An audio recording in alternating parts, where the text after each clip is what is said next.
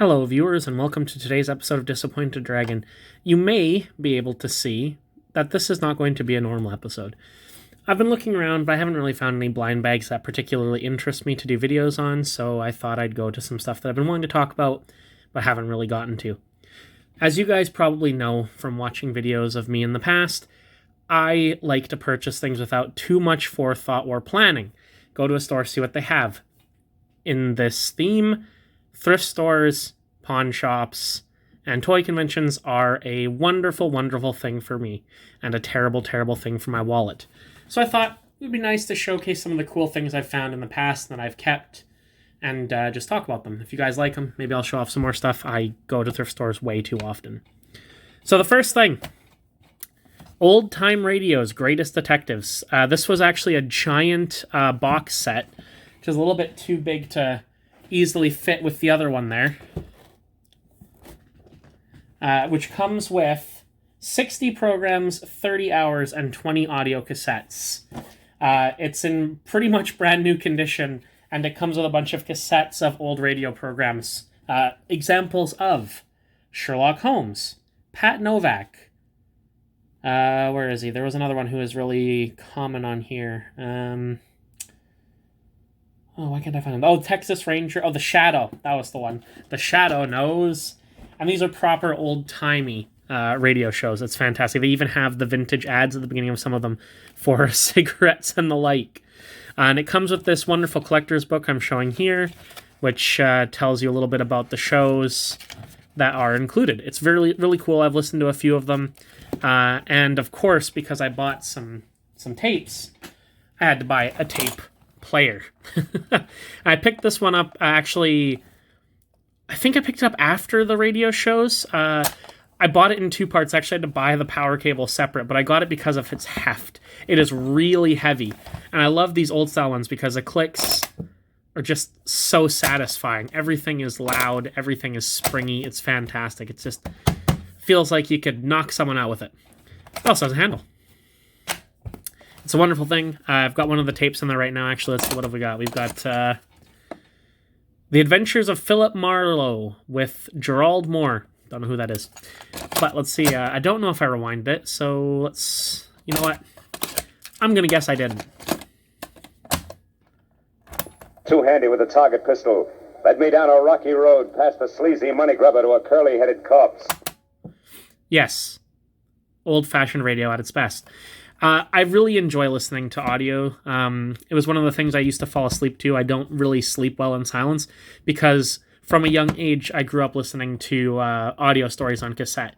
It's just a thing that I've always done, so Audible was just an amazing thing for me. So I still like to find time to listen to these type of things. So I'm very happy to have bought this. It's a wonderful, wonderful bit of technology. Now for the other giant box that's taking up all the room, The Wizard of Oz. One of my favorite movies. One of my all-time favorite movies. I just really loved watching it as a kid. I like watching it now. This is a very special Wizard of Oz collection. It is a special edition of The Wizard of Oz, but it's not the DVD special edition. No. It's the VHS special edition. Unfortunately, when I bought it, it was already a bit damaged. The tray has come off of the back because it was just glued onto cardboard. I could glue it back on, but I just haven't gotten around to it. It comes with some really cool stuff. We'll just kind of pull it out. I don't have a lot of room here, so sorry about that. Ah! There's a bug in there. He scared me half to death. It's a silverfish. We'll have to be getting rid of him. But we have here the script. This is production number 1060. So we get the entire script from the front to back, which is fantastic, with the stage directions and everything. As you can see. Tin Man in Line and Scarecrow's Brain, CS Wizard, Shooting Past Line, Dorothy and Scarecrow. It's really cool thing. I love that kind of thing. It's just the kind of... It's the kind of thing you expect from special editions. And, of course, we've got the VHS, the Warner Bros. Edition. All of them are Warner Bros. Edition. When was this one produced? This one is... well, the copyright is 1939, so I don't know. Proof of purchase. Resolution adopted. It doesn't say. I don't know exactly which version this is. I'm guessing it's after it was remastered. Ah, there's the silverfish again. I don't particularly like you, silverfish. Oh, and now you've gotten away. One moment. Apologies, the silverfish had to go. If you've never seen the silverfish before, they're these really annoying little bugs that like to live in bathrooms where I am. They're very, very annoying. They're perfectly harmless. I just don't like them. Anyways, back to what we get. We get a bunch of art prints and lovely, lovely wax paper to keep them from sticking. So we've got this still here of Dorothy and Glinda in Munchkinland. Got a still here of them oiling up the Tin Man so he can move. Got a print of one of the movie posters. And another one of the movie posters. And another one of the movie posters. And still another one of the movie posters. It's a cool thing. I've always liked VHS special editions. We don't have a lot. I believe at one point we picked up the Terminator 2 one for my brother from a thrift store. Because they just come in such big, giant boxes. So I'm not super surprised that people don't keep them, because they take up so much room. But they are really neat things. I also have my grandmother's copy of the Phantom Menace special edition, which comes with like film stills and things like that, which is really cool. But once we move it out of the way, you'll see that I have more things. Many more things hidden behind. Now we're getting into the more of the toy type things that I picked up from thrift stores. This here is clearly Optimus. I believe that this is the Energon Optimus, and he's just such a weird toy. I really like him, but for a very odd reason. So we're just going to transform him, because he has a really weird like vehicle mode. Like he's just got his arms are just kind of slid back. It doesn't look like any sort of vehicle I've ever seen before, but they made a lot of concessions for the extra functions that he has that I don't have access to because I'm missing a bunch of the parts. Be that as it may, he has wonderful clicky ratchets.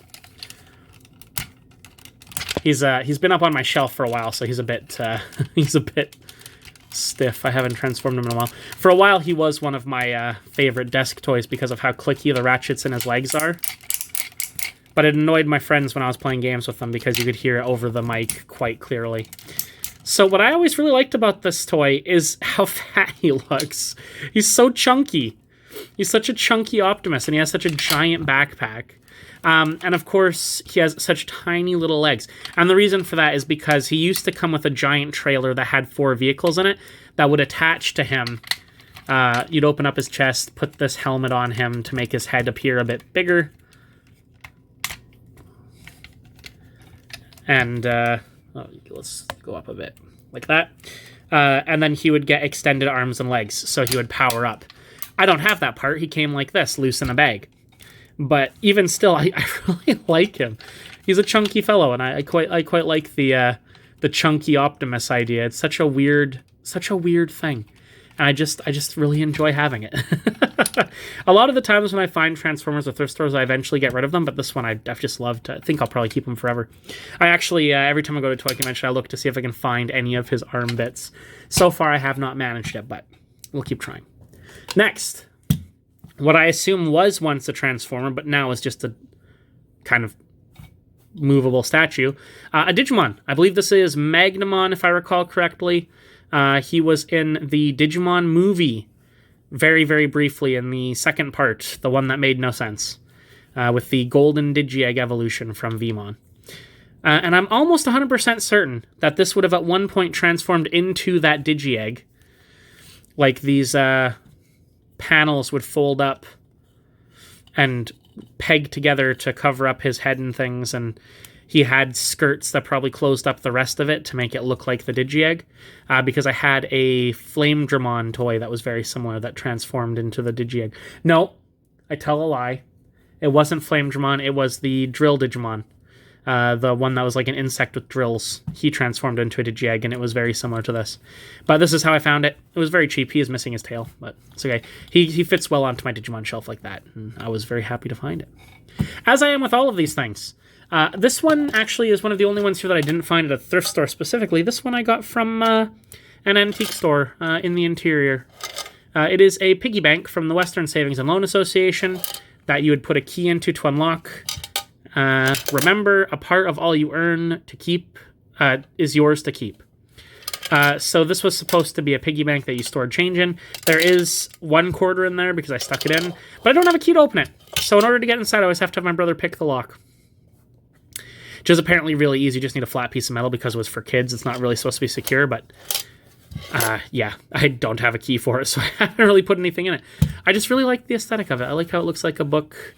I like the idea that they would give this to kids when they'd open up a bank account. I'm going to assume that's what it was because I don't actually know.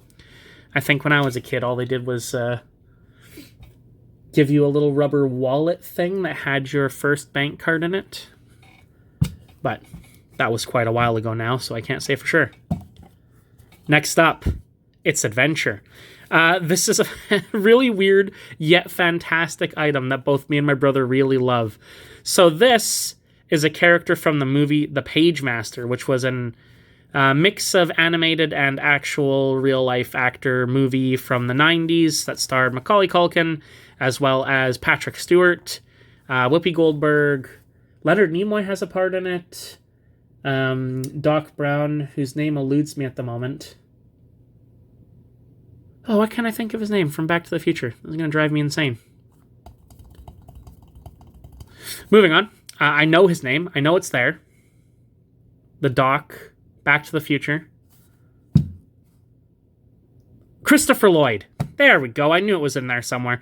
Christopher Lloyd plays librarian and the Page Master, and it's just a wonderful thing. This here adventure is one of the 3 books that follows the main character around, and he is the one who I believe, if I'm not mistaken, is voiced by Patrick Stewart. I'll have editing me confirm that. I'm pretty certain I'm correct on that this was the one that was Patrick Stewart. I think there's a couple other well-known voice actors in there who I'm forgetting. I can't remember who plays horror.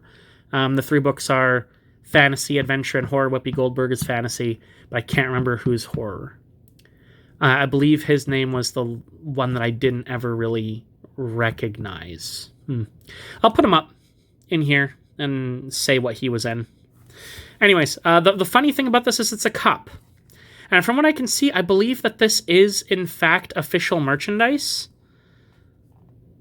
So it's just really weird that they would make a cup out of a book.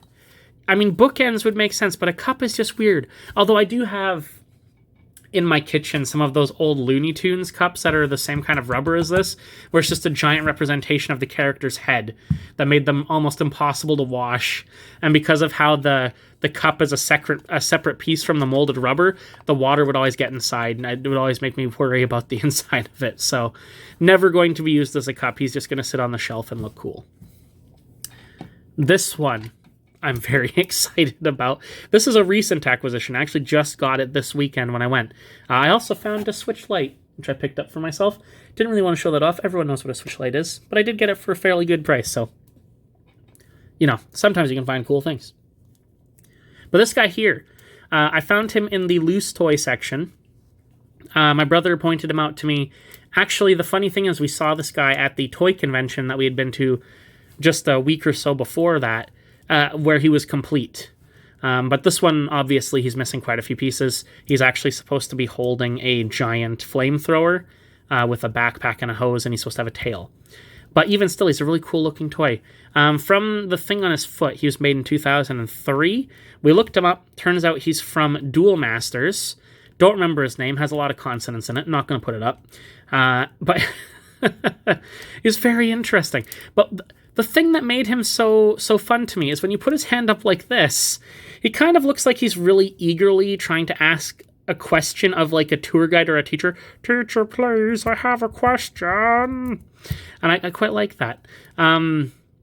He's very, very neat. I also like how toys from like this era, they're really solid.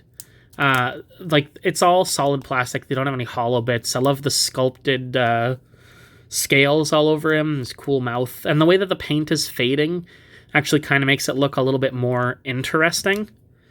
I think when he was new, he probably wouldn't have had quite so much of this red paint missing, and I don't think it would have had as cool of an effect. But I could be wrong. I never actually saw it when it was fully new, so I couldn't say. Still, really cool thing. Last, but certainly not least, this vehicle. It's a fantastic thing. I found this just sitting on the shelf, and at first I wasn't really that interested in it until I played around with it. So when I got it home, I realized that it needed batteries. So I put batteries in, and it's an electronic vehicle. Can you see? There's a little pilot in there, and it has a bunch of different sounds. Snow, mud, rocky roads, no problem. But that's not the best part. The best part is, it's a transformer.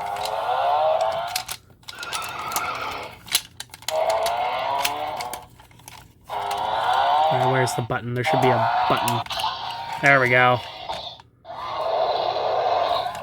It transforms into a robotic dinosaur. And it changes up top to now be eyeballs instead of the pilot. No one can roar louder than me. Oh, I love it so much. He also has a chomping action, and he has a light inside of his mouth as if he was breathing fire. Oh, it's such a cool toy. If I had had this as a kid, I mean, my parents would have had me lose it because of how much noise it makes, but oh, it's such a cool toy. I would have loved this. I was really into dinosaurs being a 90s kid, so this thing would have been so cool. Also, being a transformer, just such a cool thing. And it's a very simple transformation, but it still differentiates the modes very well. I think that's really cool. And it has an off switch. A wonderful thing in toys, off switches. But yeah, that's all the stuff I wanted to show off this time. I do have much more stuff that I've picked up from thrift stores over the years, especially books. I have an entire room just filled with the books that me and my brother have picked up from thrift stores, and they are wonderful. But if you guys want to see that, maybe we'll do it in another video. But until then, as always, stay happy, stay healthy, and take a trip to the thrift store. I guarantee that you'll at least see some interesting things, if nothing else. All right, bye.